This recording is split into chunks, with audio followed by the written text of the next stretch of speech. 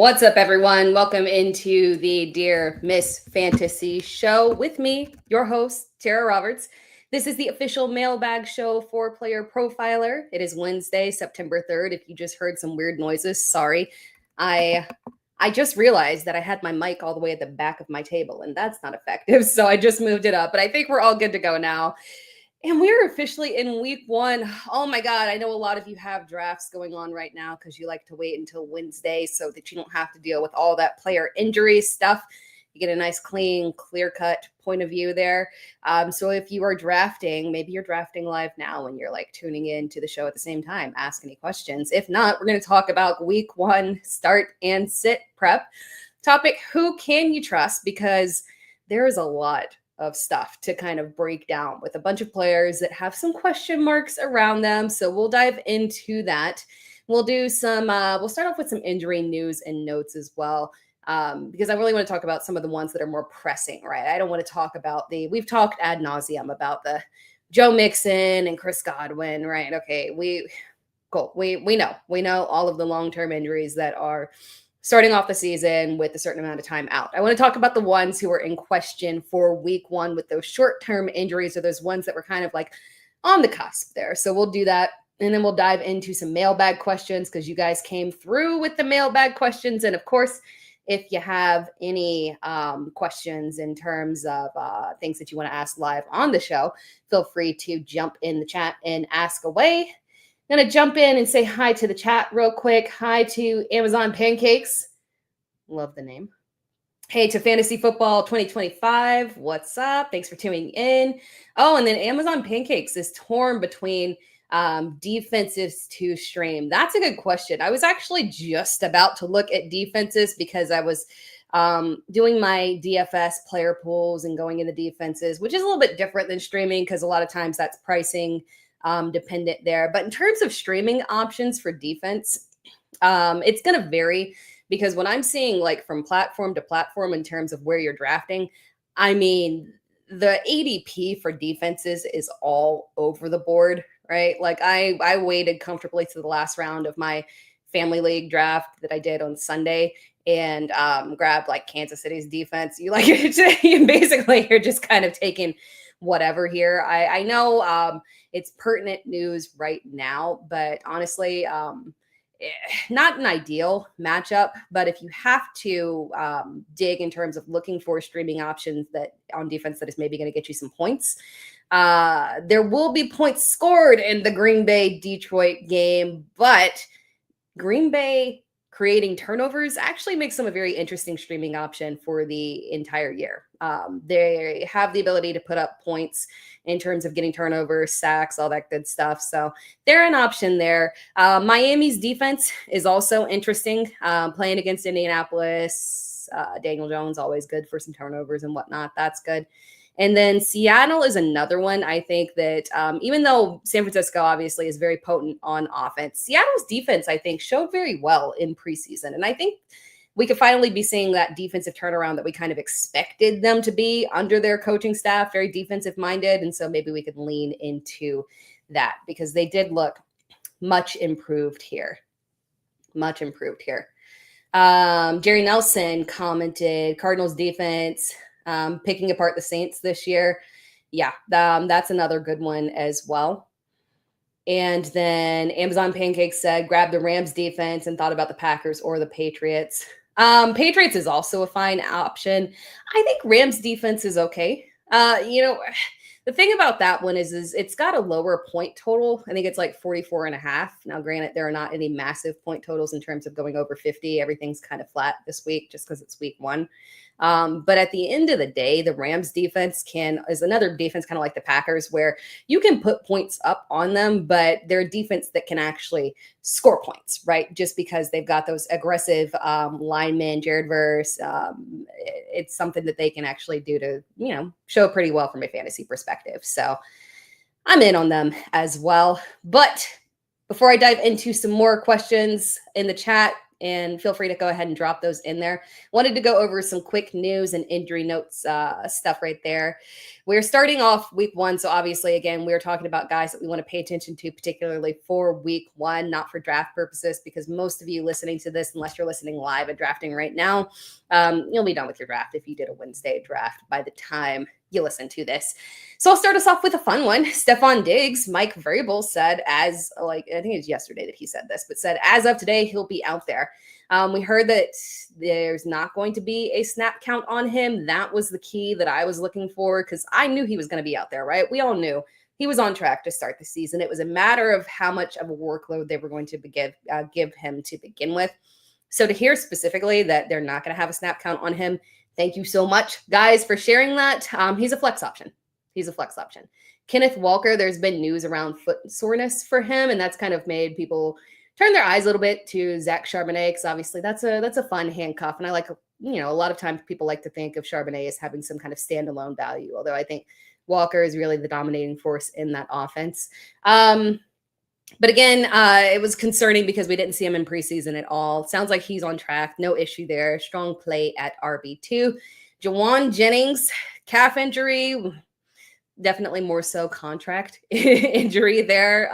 We talked about this. Again, I told you guys there was not a lot of leverage that he had there. And again, similar to Jacoby Myers, at some degree, you just got to realize that you are a player that is in a situation that doesn't have the same kind of leverage as a Terry McLaurin or Michael Parsons, right? So Jauan Jennings back at practice. It's fine. He's a low-end flex play to me. You guys know that my preference there is Ricky Pearsall and George Kittle, obviously. Jennings is someone who I think will have fantasy relevancy. Again, flex option guy that maybe you want to be a little bit more cautious with, because again, we have not seen him throughout this preseason. So you get just a little bit worried because he was trying to stand his ground on that contract situation there, but does not appear to be any major injury concern. Jordan Love's thumb injury is not a concern that would hurt him from a passing perspective. It was not the passing hand. What we're more concerned about with the Packers injury is Jayden Reed. This is something that we have to pay attention to. The injury is a little bit more serious than they were kind of alluding to, and something that can be a nagging injury throughout the season. He's still not practicing. Supposedly, that is what they had planned for him. Take that as you will, and that he would start practicing later in the week. It's Wednesday. Okay, so we need you to start practicing tomorrow, at least on a limited capacity. If he does not, I start to get very concerned. At the end of the day, his presence is very important to two people. Obviously, Matthew Golden, number one there, being the guy that will benefit significantly. While there are other receivers in the offense, we've talked about the lack of reliability from the Green Bay receiving perspective. And Jayden Reed was definitely a part of that, right? But the opportunity for Matthew Golden to get out there and immediately operate as that wide receiver one is massive for him. It would make him a low-end flex play if Jayden Reed is out. So pay attention to that one, because I've got him in a few places. I wouldn't be playing him initially, but if we have the ability to get him as the wide receiver one in that offense immediately, yes, because then his only competition would be guys like Romeo Doubs, Dontavian Wicks. That's not major competition there. Also beneficial for Tucker Kraft, right? Another guy that I liked, talked about being one of my guys that I tend to wait on. Had a nice little ADP around tight end, 9, 10, 11, 12, depending on how it kind of worked out for you there and what your settings were in your league. But at the end of the day, it just gives him a nice base in terms of targets. And again, he is a strong red zone presence as well. So that ups in terms of him being reliable for us as a tight end starter. Khalil Shakir, this one is very interesting. He is practicing. It looks like he's close to playing. Was a little bit worried about him, that high ankle sprain. You get concerned because that is a multi-week injury, a very, very clear-cut timeline, and he was pushing right up to week 1. but it sounds like it's trending in a positive direction for him. And that's critical because Shakir is the wide receiver one of that offense. He would be a low-end flex option if he does play. Just kind of pay attention there to anything in details that we can kind of get around the snap count. Then Isiah Likely, this is not relevant to starting him. You were not starting Isiah Likely, but this is very critical to Mark Andrews, who you were starting, but will give you significant upside. So if maybe you were on the fence about Mark Andrews, you're maybe in a dynasty league and you've got Andrews and somebody else and you're making a decision there. Isiah Likely, probably not going to get him this week. The upside for Mark Andrews would be significant. He is a must play. And, very relevant from a DFS perspective as well. Then we got Josh Downs. That was somebody who was dealing with a hamstring injury, full practice, good to go. We don't need to worry about that. Najee Harris, very interesting, will be active. He had been speaking about really wanting to play, and you hear the player wanting to play. He hadn't practiced in a while. They're trying to ramp him up. You're like, oh, okay, I don't know if you're going to. But it does sound like he's going to be good to go.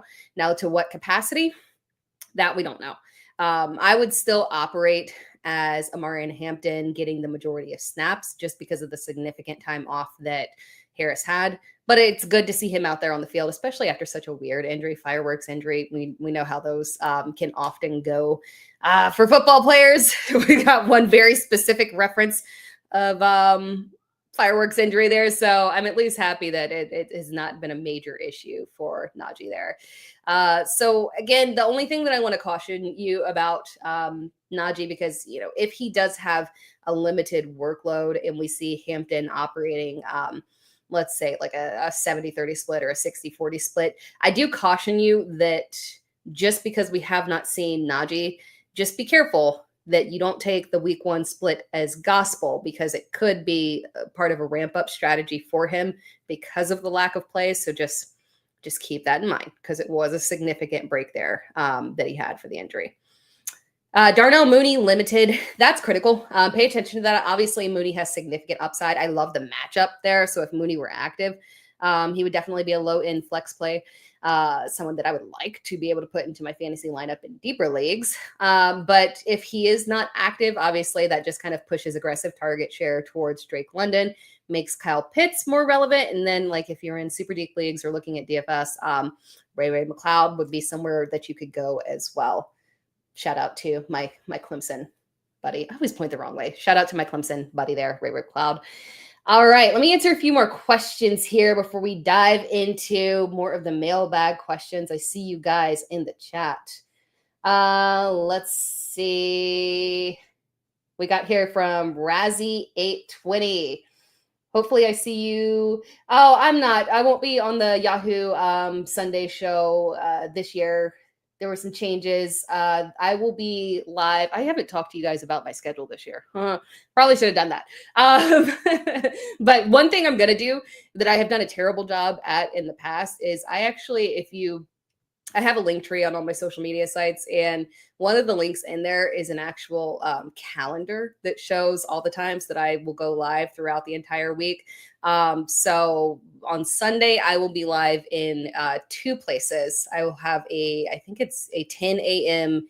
EST live with Fantasy Pros on, I want to say Instagram, and then an hour and a half later, something like that, on TikTok, I believe. But yeah, so I'll be live multiple times on Sunday, but it'll be on Fantasy Pros social media this year. And then question from Razzle820, flex Jameson Williams or RJ Harvey? So I would go with Jameson. And I'm not opposed to playing RJ Harvey if you have to this week, even though when we're looking at it in theory, the split, we don't know specifically, but we do know that J.K. Dobbins is going to be operating as the lead back. I still have Harvey ranked as someone who is a flex option because of the receiving upside that he would have. I was actually, we'll see. I don't know if I have this. Actually, let me think of it off the top of my head, because I was writing an article on the Broncos, and I can't remember exactly what I was looking at, but or what I was writing it for. But in short, The Broncos backfield was absolutely awful last season, but one thing that kind of goes overlooked is they targeted running backs at one of the highest clips last year compared to all the other teams in the NFL. I think they were fifth in terms of most targets to running backs. The problem is that the running backs simply were not productive with them because it was just a bad group overall, unfortunately. No offense to them, but they just didn't. They had the opportunities, they just didn't produce with it. When you look at the amount of targets that they had to the running back position in that offense, knowing the fact that while they did make additions in terms of drafting Pat Bryant and adding Evan Ingram, they didn't make any kind of blockbuster changes, right? If they had drafted, now they wouldn't have the ability to do this, but if they had drafted a Tetairoa McMillan in there to play opposite of Cortland Sutton, you would say, okay, there's obviously going to potentially be some target share adjustments within that offense. But for the most part, I would expect them to continue to aggressively target running backs. And while J.K. Dobbins, you know what? I actually was going to talk about this on the show. That's where I was researching that stat. So perfect. While J.K. Dobbins obviously operates as a 3-down back, he has the ability to catch. Statistically, it's just checkdowns that he's never actually been highly productive with.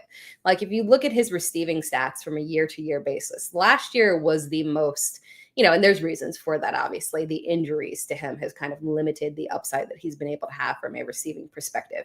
But last year he had 32 receptions, 38 targets, produced only 153 yards. So he's a guy that gets checkdowns, but he's just not particularly not that he's not explosive, but he's not explosive and dynamic with those targets. When we look at RJ Harvey, that is somebody like consistently throughout the offseason that the Broncos, that Sean Payton, that Bo Nix have all talked so glowingly about from his route running in his hands from a pass catching perspective.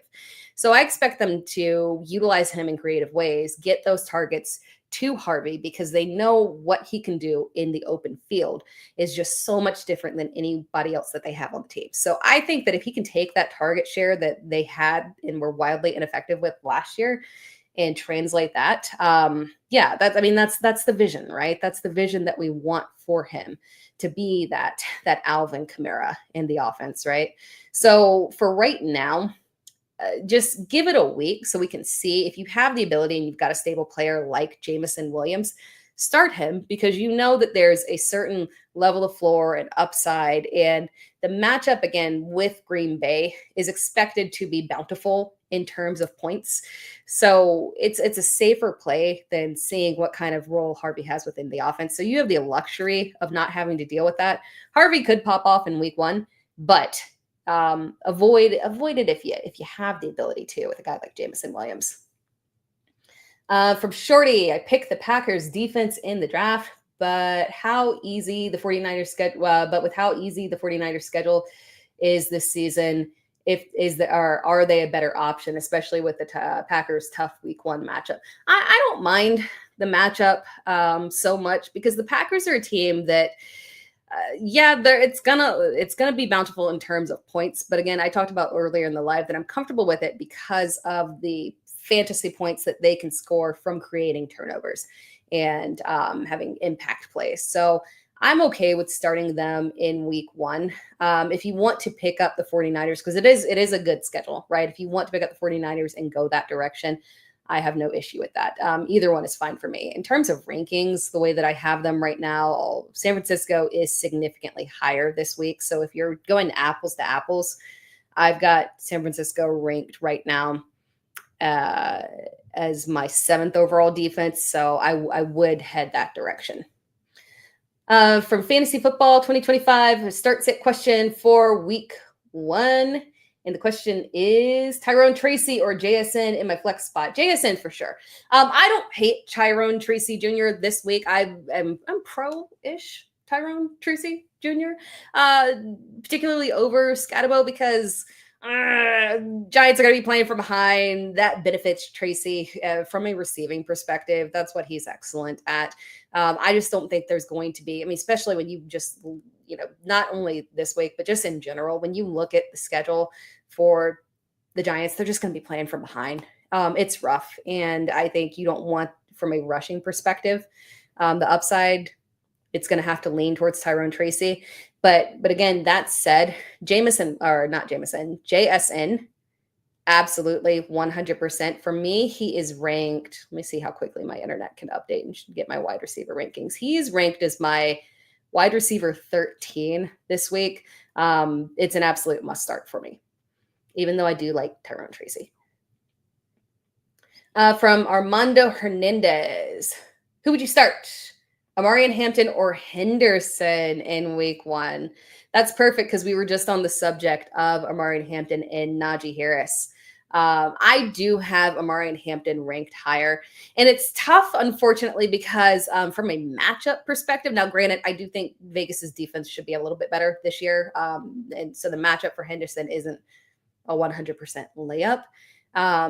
But while Kansas City's defense is definitely the tougher matchup, particularly against the run, again, I'm not convinced there's going to be a massive workload from Najee Harris. I still think the snaps will lean towards Hampton. I think it's the safer floor pick there. Probably a higher ceiling there for Henderson, but safer floor pick for Hampton. And then from Kbala 32, and then we're going to take a quick break here for a word from our sponsors. New streamer hit the like. Oh, thank you. Thank you. I appreciate. Yeah. If you can like the show, share the show, appreciate it. That would be amazing. And then for PPR, Emeka, Egbuka, or Henderson in flex. Thanks for the advice. I'm pro Egbuka this week. And I've actually got quite a bit of stuff that I wanted to talk about because he is probably the most common player that I've seen in start sits this year so far for week 1, just because there's a lot of mystery around what we can actually expect from him in terms of volume. Pro Mike Evans, he is the wide receiver 1 in that offense. But when we look at him in Egbuka playing off of him as the wide receiver 2, I think we can look at him as a very safe option, actually, in terms of a floor, just because we need to remember that Jalen McMillan is out in addition to Chris Godwin. And while there are obviously other depth pieces in that offense, in that receiving core, none that really compare to Egbuka. So I think he should actually get a fairly good amount of target share, even in his first game as a rookie. And then when we look at that matchup, that's what I really love about him this week and why I feel comfortable moving him up higher in the rankings. When we look at that matchup of Tampa Bay and Atlanta, I'm obsessed with that matchup. I love like literally almost every piece in that matchup from a fantasy perspective and from a DFS perspective. But Atlanta's defense, while I like Atlanta's defense in the path that they took in terms of trying to reinforce that defense through the draft, I think it's going to be more of something that develops over the course of the year, kind of similar to like the Rams defense last year. Started off getting lit up, right? But as their rookies started to really acclimate, pull themselves together, they became an absolute menace on defense. And I hope, and I think that's the direction that Atlanta is going to have with these rookie investments that they made that I really, really love.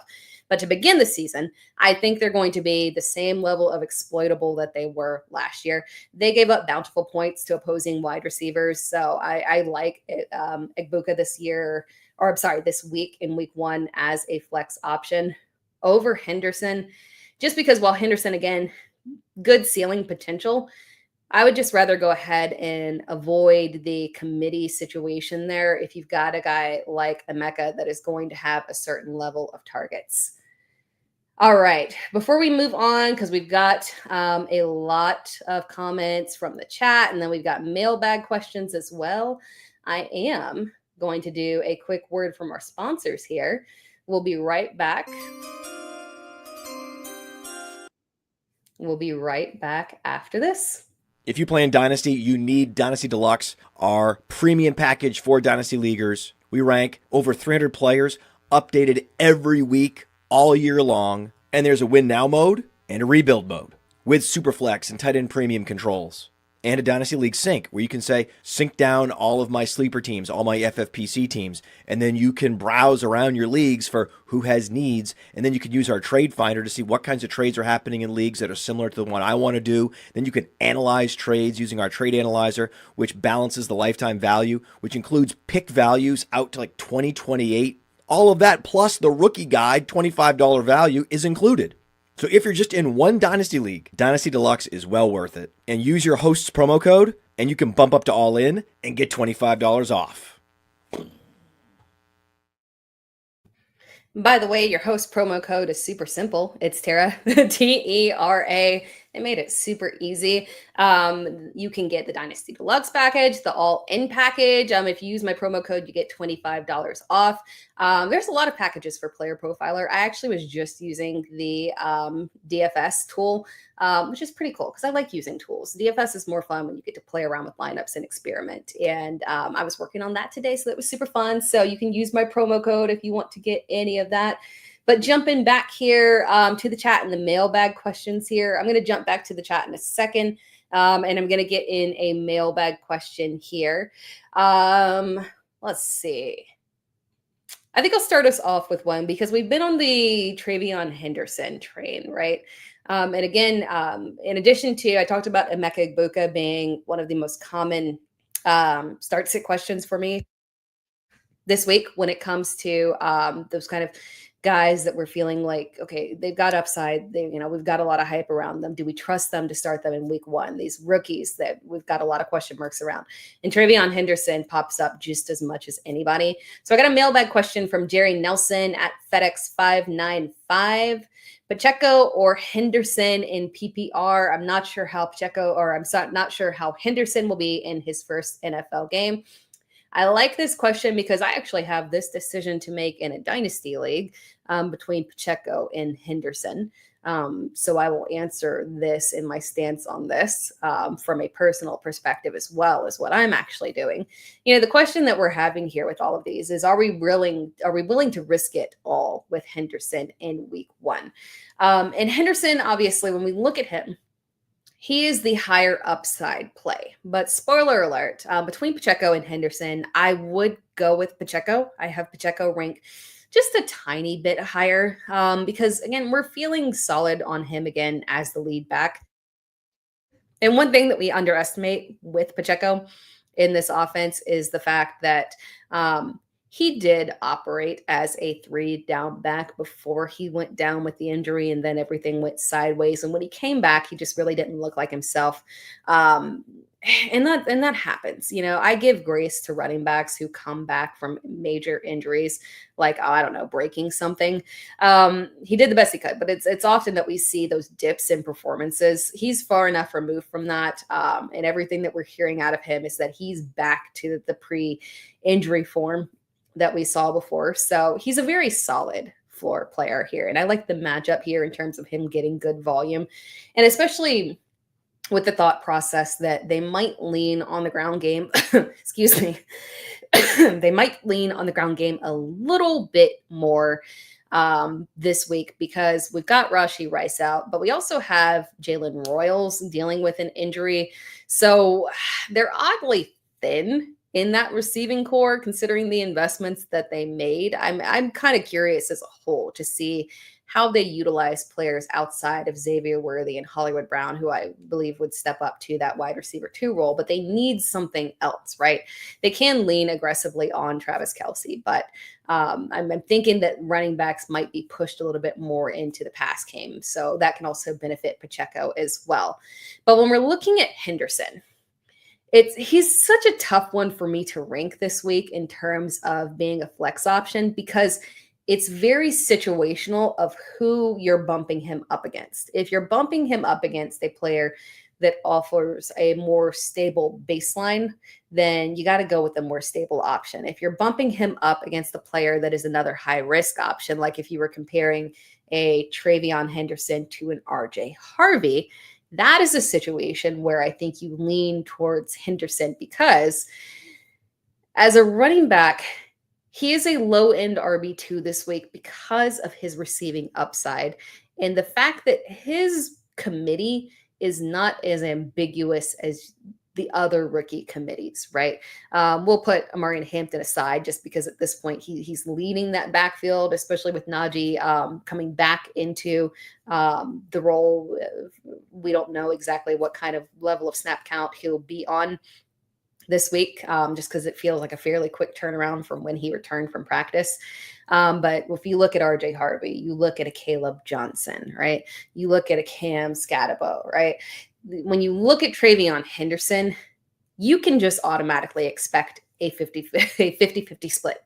It's not a major issue as it is compared to other offenses. And the reason for that, in terms of it not being a major issue, is that we know exactly what Josh McDaniels wants to do and how he wants to run this backfield. Even in week one, he wants it to be a true committee. And the Patriots under Josh McDaniels have done a very specific split in terms of the early down work and then some carries, but also receiving work going to a separate back.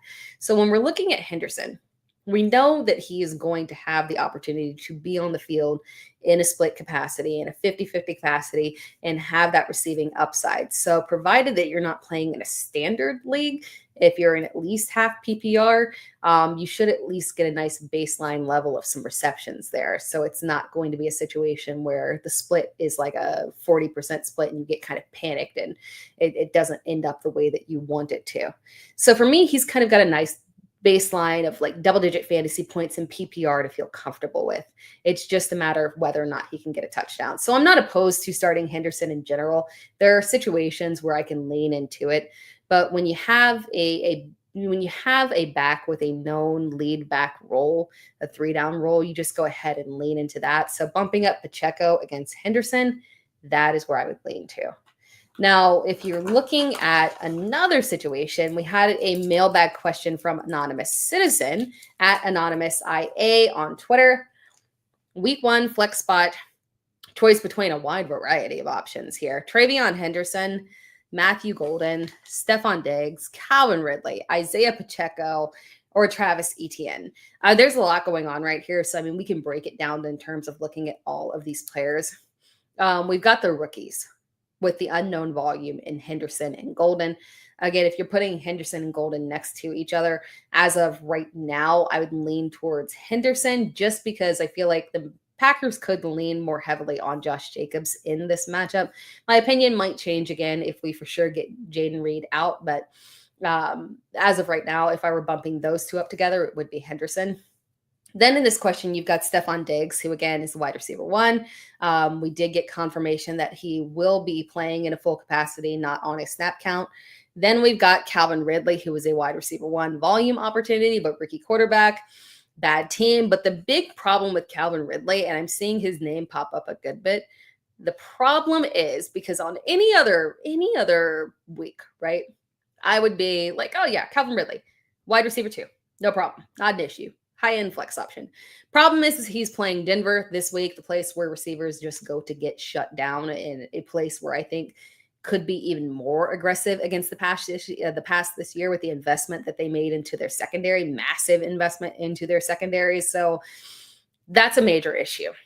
Then we talked about Pacheco and then Travis Etienne, who, quite frankly, when I'm looking at Travis Etienne and Tank Bigsby, it is a mess of a situation that I do not want to deal with in week 1 if I don't have to.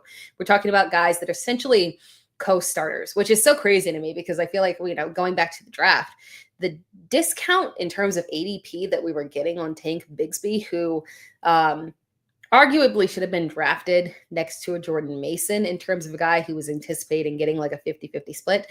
I thought we were getting a good discount on him. I'm surprised he was not more of a darling in the draft. I think maybe that had to do with like rookie fever of Bashal Tutin and kind of this perception that Tank Bigsby is a tank, and he's not. Again, I've said it before.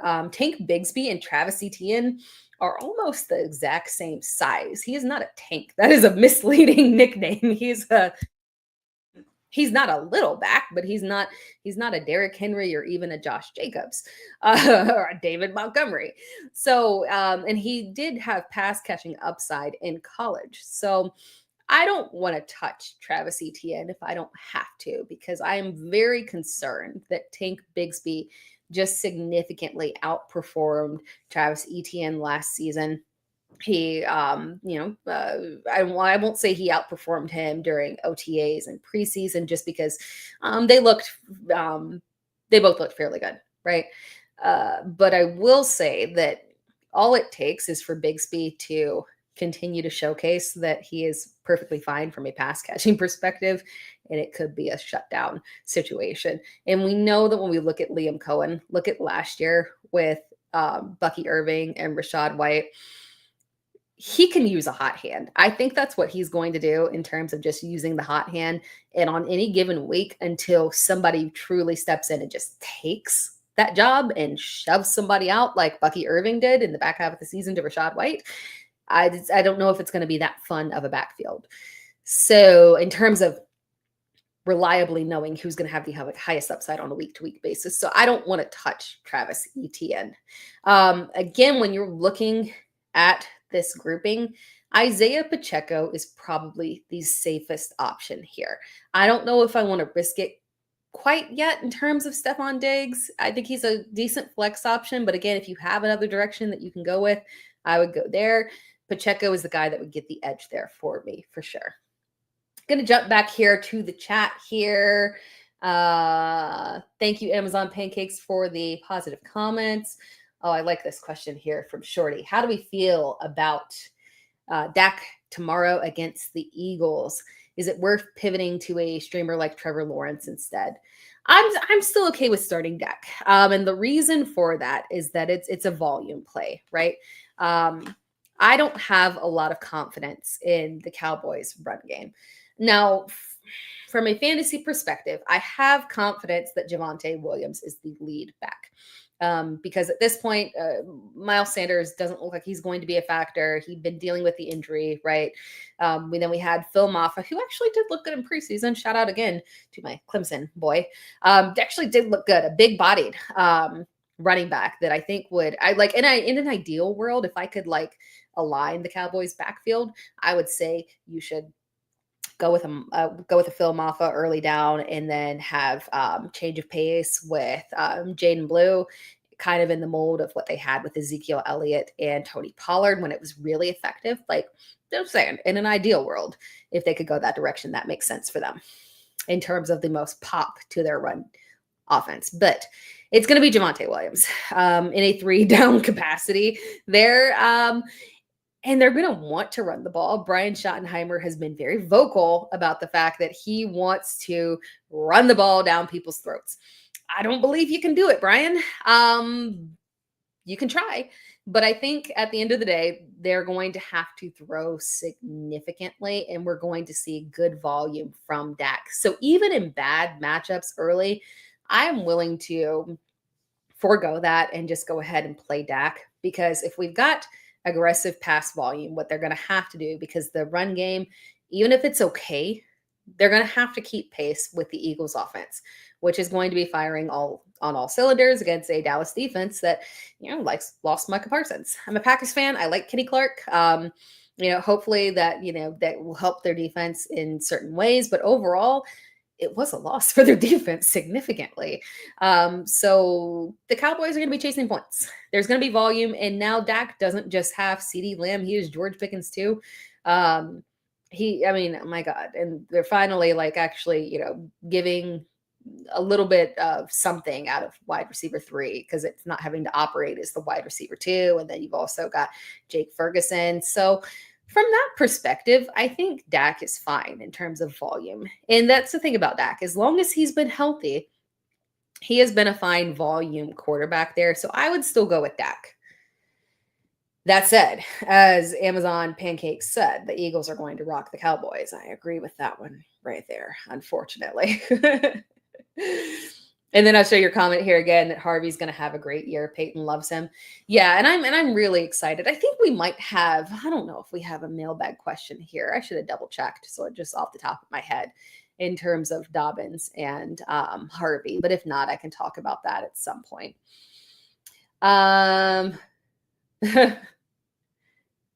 Let's see. Oh my gosh, did we really get break? No, we didn't. We did not get breaking news here. Very funny. That happens though. I've gotten breaking news in the middle of a podcast, and then you get your notes on, and you're trying not to have your notifications on, and then all of a sudden something's popping off and it goes crazy. It would be just wild. From Kate Russell, Waddle or George Pickens. Let me be very specific and go to my rankings because off the top of my head, I want to say that I have Pickens higher, but let me double check. I have Waddle higher. I have Waddle higher. And that is more so probably a matchup thing there against Indianapolis. That's a weird game for me. I like that game in terms because I was actually looking at that for DFS because there's some pieces in there that I like. But we're anticipating that Waddle will have an increased role, and I'm hoping that we should see that right off the bat because what the output that he gave last year with Jonnu Smith on the team, that was a really unfortunate situation from a fantasy perspective. It was fun for Jonnu Smith, but it was terrible because the volume was just stripped away from everyone else, particularly Jayden Waddle. So I like this matchup. Indianapolis's defense has been very generous to wide receivers. Obviously, we've got Tyreek Hill that's been dealing with that oblique injury. Devon Etienne that's been dealing with the calf injury. Oddly enough, Jaylen Waddle is the healthiest person there, which is unusual because he's usually not the healthiest person. But Waddle is the one that I have ranked higher. From John Flowers, should I start Egbuka or Harvey in my flex spot this week? That one, again, for me, I lean towards Egbuka on that one.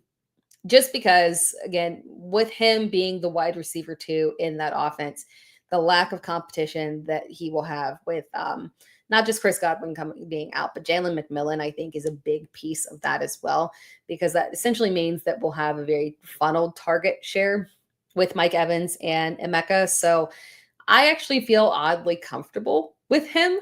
So it's Emeka Egbuka that I would prefer there. From Larry, Walker, JSN, McMillan need one in PPR.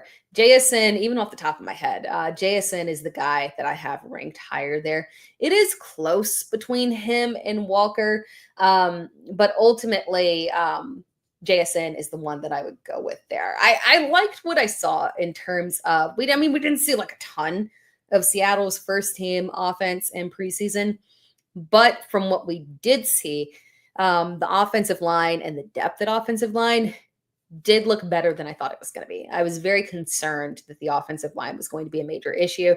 And that was not just me being negative towards them. Just when you look across the board at obviously super reputable sites like PFF and whatnot, any place that was doing offensive line rankings and grades consistently had Seattle towards the bottom there. So that was kind of like a known concern, but they showed better in preseason. So I feel a little bit better about the potential of Sam Darnold staying upright all season, which is critical. And JSN is really the dominating target there. Cooper Kupp is cool, right? But when we look at Cooper Kupp and JSN, they should play very well off of each other. We like JSN to get out there in more of that DK Metcalf role, get downfield, and we can have Cooper Kupp in the slot a little bit more here. We want to see some more creativity with JSN. That's really where we got our pop from him last season from a fantasy perspective. So I'm feeling good about him heading into week 1 for sure. From Amazon Pancakes, drafted Cam Ward as my backup and Bo Nix as my starter. Would you drop Ward for Penix or JJ McCarthy rest of season? I really like both McCarthy and Penix's offense. Torn. I would for sure drop him and pick up JJ McCarthy. JJ McCarthy is the one that, in terms of backup quarterbacks, streaming options, that's the one that I consistently lean towards. I've talked about it before on the show. The thing that I love about JJ McCarthy is him being in that Minnesota offense. I'm a big believer in anything that stems from Sean McVay, and those systems are just so friendly for quarterbacks. And Kevin O'Connell has, whatever he has adapted from there has turned into the ultimate soft landing spot for quarterbacks. You can see it directly when Kirk Cousins was cool, right? He was cool. But when Kevin O'Connell came in, that is where you saw his numbers shoot up consistently. We saw it last year with Sam Darnold. So I don't really care that JJ McCarthy is a first-year starter. I love anybody that is within Kevin O'Connell's offense. And when you look at the offense as a whole, he just has so many weapons, right? We're getting Jordan Addison back soon. It's just a 3-game suspension. It's not a big deal. Now we've got Adam Thielen in to help out from a wide receiver 3 perspective, although he'll be wide receiver 2 while Addison is out. But that was a good addition for them because they were suffering injuries at that wide receiver 3 spot. They just really needed to shore that up. Then you have Aaron Jones from a pass catching perspective. So overall, man, that offense is going to produce. We also have not seen JJ. Well, I think we saw like a tiny bit, but we've got to remember JJ McCarthy has legs, right? He can run. So he can give us that little bit of Bo Nix upside that we got last year. That was fun, right? When you can throw in that additional rushing perspective right on top of the touchdown. So I feel really, really good about him. Now that's not an insult to Cam Ward, right? Ward just does not have the same potential upside. Not the same. I'd say, McCarthy's a little bit better of a runner as well. The overall receiving core is better. System, line, it's all just an upgrade. So, no offense to Cam Ward. I think he'll be perfectly fine. But he looked good and competent in preseason. I was happy for him. He got out there and he looked fine. But it's still going to be a journey for him in Tennessee because it's Tennessee, right? And Penix I like too as a streaming option. But if I'm picking between Penix and McCarthy, it's an easy lean for McCarthy for me. From Shorty. Oh, perfect. We're talking about Tennessee, so that's perfect. What are the realistic expectations for Ayomanor this week or year after being named the starter? It feels like we are getting Puka light here. I was very happy to see him named as the starter. Just because I felt like it didn't really make a lot of sense because I'm like, okay, it's quickly enough he will push Van Jefferson out of the way because we know that Van is not. Unfortunately, his career is very, it is what it is. He's just not that dude. So him pushing Van Jefferson out was inevitable. I'm happy that it happened in week 1 so we can see him right off the bat. From an expectation in terms of fantasy perspective, he's a guy that we want to, for sure, keep on our bench. But we have to remember that this offense is going to go through some growing pains. Now, granted, Tennessee made investments into their offensive line. They're trying to put Cam Ward in the best situation, but they started from the bottom and they're working their way up here. So it is going, much like when, Trevor Lawrence, Caleb Williams, when these Bryce Young, right? When these guys get drafted first overall, and they're on these terrible teams that have to find themselves. At the very least, hopefully the coaching staff is a bit more competent than what a lot of these young quarterbacks have had to deal with. But it takes time for them to consistently be able to find themselves. So I like Ayomanor. We just need to be patient. I wouldn't put him into starting lineup now. Just give it some time there. But hold on to him because we could get a nice little 1-2 punch there with him and Calvin Ridley for sure. I'm going to do a mailbag question here from Fantasy Burner 12 on Twitter. 12 team, 3 wide receiver, flex option, half PPR. No, wait. That's the settings. 3 wide receiver, flex, and half PPR. So the question is a draft question. Oh, that's right. This is a draft question. Should I start? And they're drafting the first pick that they would have is Jamar Chase, right? So should they start off the draft with Jamar, a running back, Josh Allen, and then 2 wide receivers, or Jamar, running back, wide receiver, running back, and then target Bo Nix, Kyler Murray, or Brock Purdy? later once you get into the mid rounds, around 7th or so. Because this fantasy manager is thinking that they need one running back in the first 3 rounds before it gets thin. And obviously they're 100% sure they're taking Jamar first. I have been very much so pro for anyone that is still pushing their draft to the very last minute. I'm very much so pro grab your RB1 as early as possible. So if you are drafting a wide receiver in the first, like Jamar, your second pick needs to be a running back. And unfortunately, more than likely, that means that you will have to fade quarterback, right? And it depends. Now, granted, it could get back around to you where you can probably not get a Josh Allen, but maybe you could swing around and get a Jalen Hurts or maybe Jayden Daniels. It depends, right? But running back has been so critical for me to get make sure that I have running back locked down early in terms of an RB1 and getting my second running back by the 6th round. That's last call right there. Question from DK843 at DK68203 on Twitter.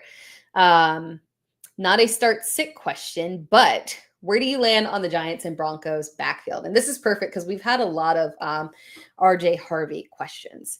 In the draft, I did have RJ Harvey, not in the draft like the NFL draft. In my draft rankings, I did have RJ Harvey ranked significantly higher than J.K. Dobbins. And we can swaddle on the early season rankings. They're essentially Harvey and Dobbins are back-to-back. I think that's a pretty common viewpoint in terms of other fantasy analysts from what I've seen, that ultimately either one of them could have the stronger play. They're both more of an RB3 flex play option because we truly need to see what Sean Payton is going to do before we can make that big commitment. But when we're looking at the season as a whole, that's where you give that massive edge to RJ Harvey. Because as we talked about earlier, when I was doing another question, the advantage that Harvey could have in this offense from a receiving perspective is so incredibly high. The Denver backfield, again, was terrible last season, but they threw at a ridiculous clip to the running backs. They just were not effective with actually doing anything with their receptions, unfortunately. So ultimately, Harvey just has so much upside. I don't dislike J.K. Dobbins because he can still be something in this offense. I think we all, especially me, want at some point to see the Sean Payton offense get to a beautiful Sean Payton backfield where we've got 2 running backs that are viable on a weekly basis from a fantasy perspective. And they can get there for sure. But ultimately, the higher upside goes with Harvey. And then you also have to, unfortunately, it was good that we had at least the majority of the season played by J.K. Dobbins last year, who, by the way, should have won Comeback Player of the Year. I've got a bone to pick with that award and the qualifications for it. I want to see an actual comeback, and I don't understand what comeback story was stronger than J.K. Dobbins. That don't make a lot of sense to me. No offense, Joe Burrow, but J.K. Dobbins should have won that. But at the end of the day, we do have to be skeptical of his longevity in a season just because playing a full season just has never really been his thing, unfortunately. So from that perspective, it also gives that extra edge to RJ Harvey. Now, the Giants backfield. I touched on that one a little bit here, but with the Giants backfield, it's very simple for me. I have to have a reason when it comes to an incumbent running back. Let's use Kyren Williams as an example. And that's not the best example because Kyren was so much more relied on by the Rams from a real football perspective than Tracy was last year for the Giants. So I don't think Tracy's job security is as secure as that of Kyren Williams. But just to make a little comparison there, when Kyren Williams was getting his additional backfield mate drafted in Blake Corum, people were very, very quick to push Kyren Williams out because you get somebody drafted and you want to give the edge to the rookie, right? And it often just doesn't pan out that way because you have to have a reason for losing your job. Like that was last year with James Conner and Trey Benson. You have to have a reason for losing your job. And I don't think that Tyrone Tracy has given a reason to lose the job, especially when you consider that, again, as I said before, he has the advantage when it comes to that pass catching upside, and the Giants are going to be playing from behind. So I don't have a lot of interest in Scatterbo, especially because where his ADP is being drafted, it's too high for me. And so regardless of like draft or anything in that, I just was not a fan and don't have him rostered anywhere just because I would have rather gone with a plethora of people, a Tank Bigsby, a Braylon Allen, a Jordan Mason. Those are all guys going around the same area who I could just make far better arguments for. So the backfield in New York belongs to Tracy, in my opinion. We'll have some tandem production there. The good thing, at least for Scatterbo, is that from a handcuff perspective, I would consider him the more direct handcuff because I just don't think Singletary has a lot to offer, right? Doing another mailbag question here. Again, we got these Emeka Egbuka questions here from Shannon Sharp, not the actual real Shannon Sharp on Twitter. Start Ford or Egbuka, half PPR. Again, when it comes to Egbuka, we talked about the fact that he does have a fairly safe floor. I have him projected for about 5 receptions, and PPR, that more than likely is going to get you to double-digit fantasy points. So there's a safe floor there for him, even if he does not get a touchdown. I love him in DFS this week. I just think there's a lot of value there. So for me, it's a super easy one. It's Emeka. I don't trust Jerome Ford. If we want to touch on this Cleveland backfield, we don't have confirmation yet that Quinshon Judkins is going to be with the team this week. They keep saying it could come this week. It could come. Well, it's Wednesday, and I have a hard time believing that we are going to be getting him on the field this week. That doesn't make a lot of logical sense. He's a rookie. That does not make a lot of logical sense. He was away with the team, was not in contract, yeah. So when we're looking at that Cleveland backfield with Jerome Ford and Dylan Sampson, the reps were ambiguous in camp. I don't feel comfortable saying that Ford is the starter who will get the bulk of the carries. I think it could be very split between him and Sampson, and that Sampson would have the higher upside there. Moving on, I'm going to do one more mailbag question here. And it is from Mendez at Aldo Mendez 1 on Twitter. Flex 1. TreVeyon Henderson, Emeka Egbuka, Tetairoa McMillan, DJ Moore, Ricky Pearsall, or George Pickens. That is part 1 of the question. So on that one, again, a ton of options to work with.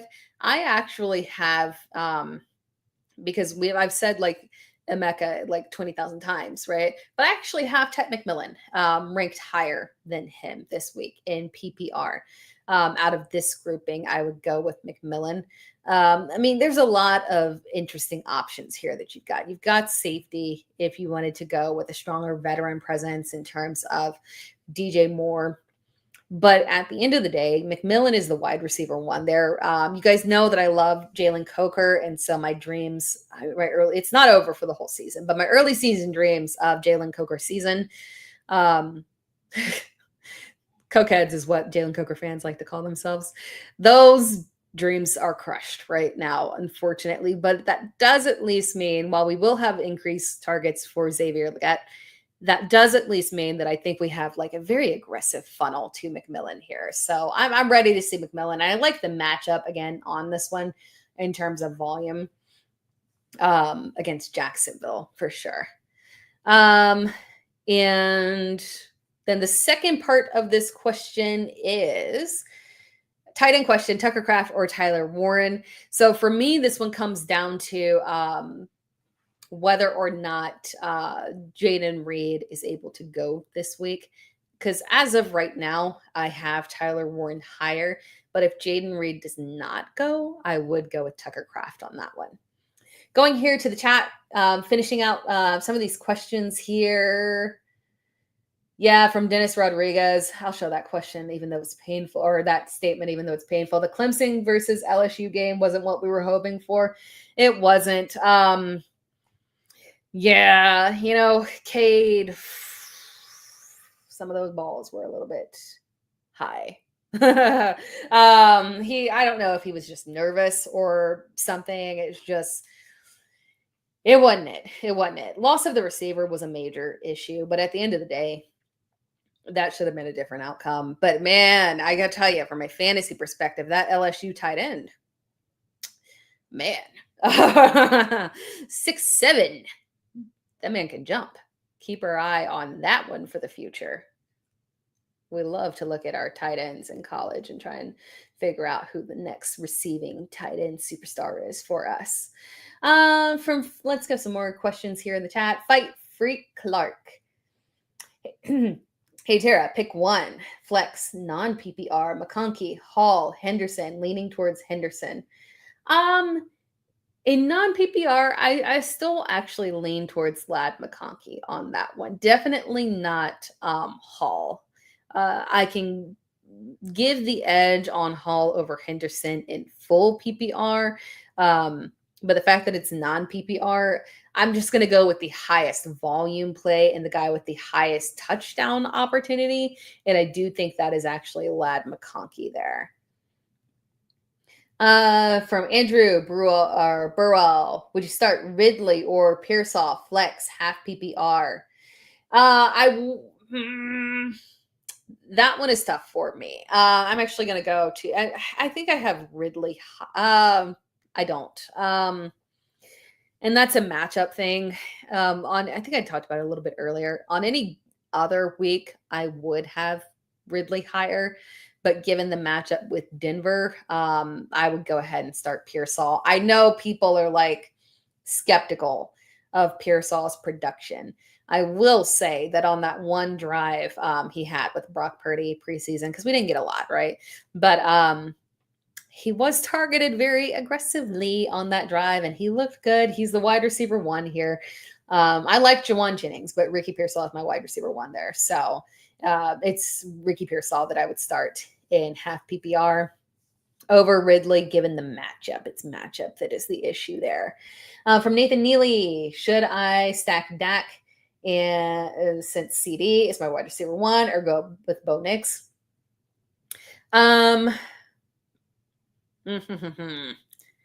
Yeah, I kind of lean towards going with, and I'm assuming it's not a draft question, just you have both of these guys. I still lean towards going with Bo Nix. I do have Nix higher.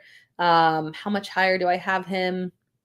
Not significantly. It's a gap, like a 5-player gap there. But I would go with Bo Nix. Matchup is not a major concern for me. I still do like Dak as a streaming option this week, depending on where you drafted him. But I would still lean towards Bo Nix on that one. Dennis Rodriguez, my breaking news would be bet Taylor Swift for the Super Bowl halftime show. Just makes sense after the engagement. Yeah, I might be with you on that one. It's personally, it's not the halftime show that I want, but I think there's a good chance that could happen. The NFL and Taylor Swift. From SX PES, DK or Pickens this week? That is a good question, because DK is in a matchup problem against New York, the Jets. I still lean towards going with DK just because from a fantasy perspective, like when you look at teams with shutdown corners, now technically things could change because the Jets were a hot mess last year after they fired Robert Saleh, but I feel less inclined to aggressively punish, particularly because Aaron Rodgers is going to come out and obviously want to target DK like a menace, regardless of who he's matched up with in this matchup here. It's an Aaron Rodgers revenge game. So I still have DK ranked higher, even though the matchup is tougher here.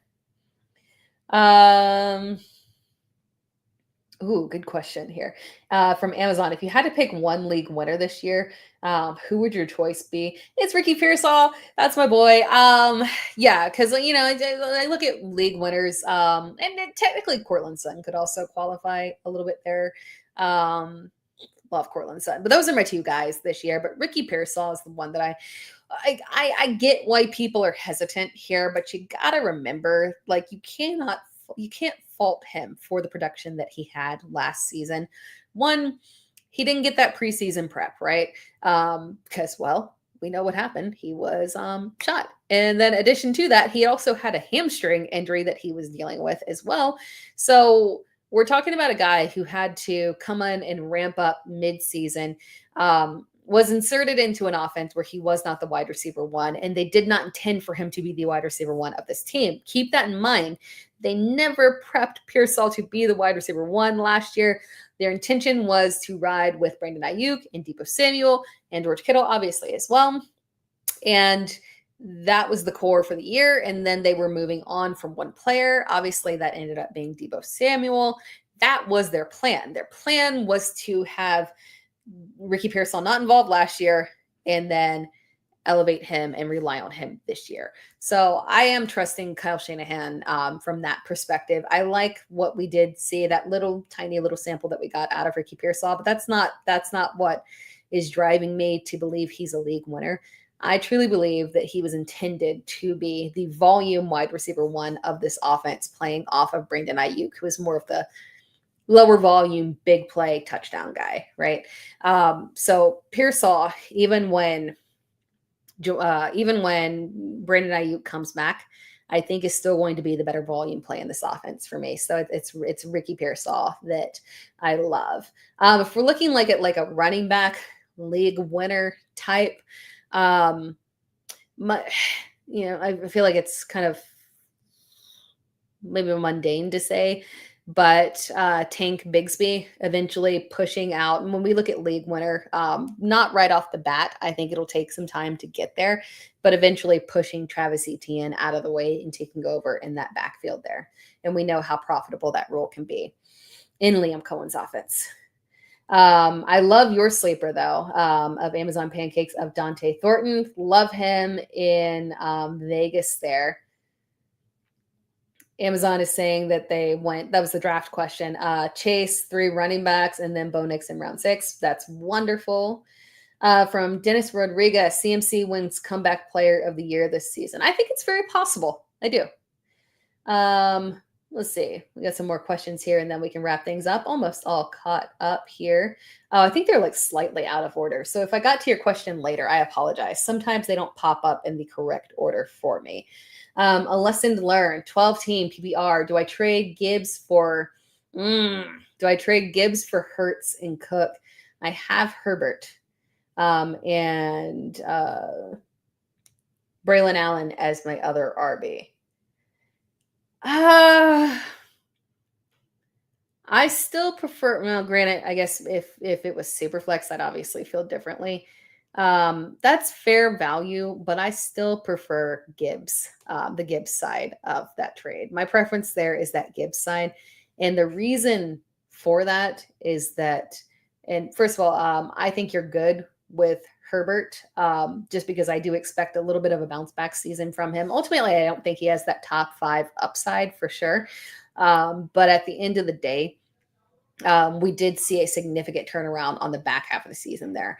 But I like what I'm hearing out of Detroit in terms of them trying to push more volume towards Gibbs, right? Because they're utilizing a committee there. That was the vision of Ben Johnson. But with this change in offensive coordinator, they're not going to make massive changes. But the one thing they've consistently said is wanting to get more volume to Gibbs. So I would hate to miss out on Gibbs. Gibbs is my preferred option there. From Steve's McQueen, keeping with Emeka questions. So this was out of order. It was earlier. I'm sorry.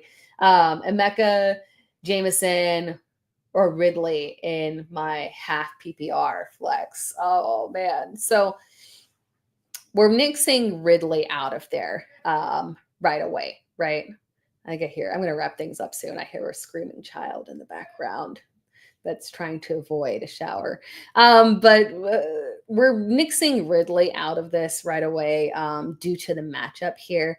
When I'm looking at my rankings, I have Emeka, Egbuka, and Jameson Williams back to back. I have Emeka one spot higher. So I would go with Emeka. It's super close there. But technically speaking, I have Emeka one tiny little spot higher. And that was it. Okay, cool. Good. You're still around.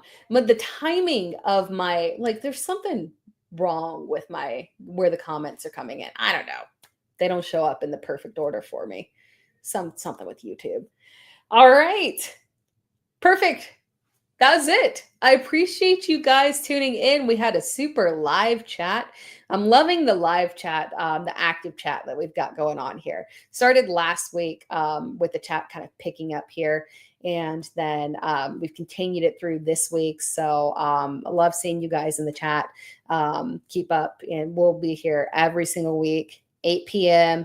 EST, Wednesday nights, live show for about an hour or so. I went a little long here because we had a lot of questions here. But we'll be here all season long as for you to ask your questions away. And as a reminder, this is a podcast, the Dear Miss Fantasy podcast. If you're not subscribed to the podcast, it's on all platforms. If you could subscribe, that would be amazing. It is through Player Profiler. So shout out to Player Profiler. Again, if you were not following and subscribed to them, that would be awesome as well. And if you're in the mood for more subscriptions, of course, me, right? At It's Tera Time, ITSTERATIME everywhere. YouTube, Twitter, Instagram, TikTok. I just passed 1,000 subs on my YouTube. So I'm super happy about that. Just started pushing out content consistently over the past couple of months, really. Decided that 2025, but we're going in. So I'll be here consistently with you guys throughout the season, answering your questions. If you ever have any questions, drop them in the comments on videos for sure, and I'll get back to you. Doing waivers, start sits, DFS, all that good stuff. So I appreciate you all tuning in. This was a wonderful audience. It's week 1. Oh my gosh. Yeah, if you have any questions about your starting lineups, just drop them somewhere and I will get to them for sure. Again, good luck with your lineups. I hope we all crush it this week and win. I will talk to you again next week.